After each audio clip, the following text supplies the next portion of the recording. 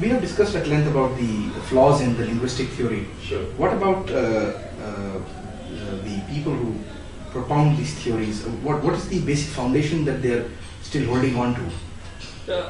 I think the European linguists who took this Indo-European or the Orient theories and all that, that question has been very nicely answered by Stefan Arvidsson in this Orient Idols. They were essentially trying to find an identity, define their own identity. That is what drove them. Language became secondary. And then, of course, it acquires a life of its own because they become college professors and it becomes their livelihood and then all sorts of things. But that is what leads to what you call ideological abuse.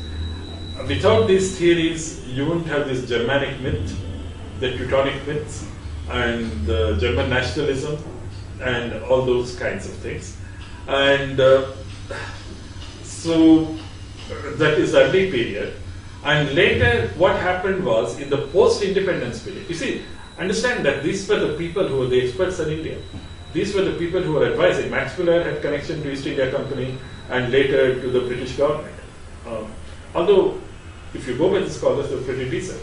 And, he was a fairly decent, I mean, he had a good living to make. I mean, you can't blame him, What the problem in India in studying Western scholarship, either people assume that they're infallible or they demonize them.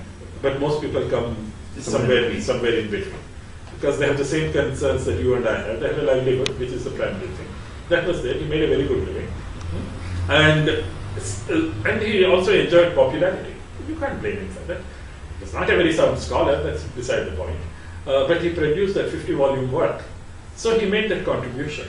But since that time, we have not seen any important contribution come from them.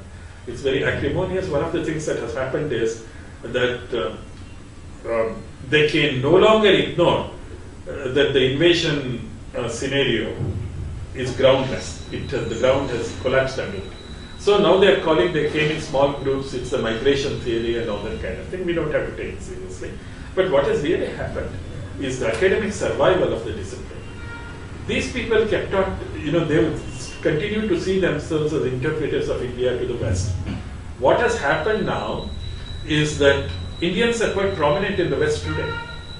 I have American and British relatives by marriage, okay? And what happens then is that today, if somebody wants to find out about India, they go to a colleague in office, next door neighbor, or a relative by marriage. They don't go to these Indology scholars, and they're closing down. Cambridge has closed its department of Indology. And then and I was in Cambridge about 3 months ago, that they are calling it South Asia Studies. It is pathetic. They have no students. And then they have something in the Berlin Institute of Indology has closed down. That was founded in 1821. So it is now for these people, they have to somehow justify their existence. So they are taking all sorts of things. And you have mentioned this Dravidian theorist. The most prominent is Parpola. Asko Parpola, the Finnish scholar. I feel some sympathy for him because he produced a 2-volume magnum opus of the photographs of all the Harappan seals available. Superb photographs.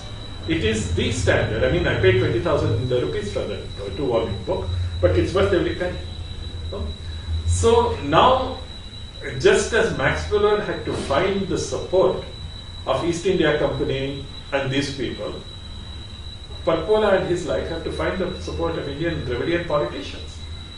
He has essentially endorsed the DMK theory about the Dravidians, that is from old Tamil Nadu, ancient Tamil Nadu went and built, the Harappan archaeology and the buildings and all that. I mean, there is no evidence for it. It's all, it's all conjecture, for which he was paid 10 lakhs.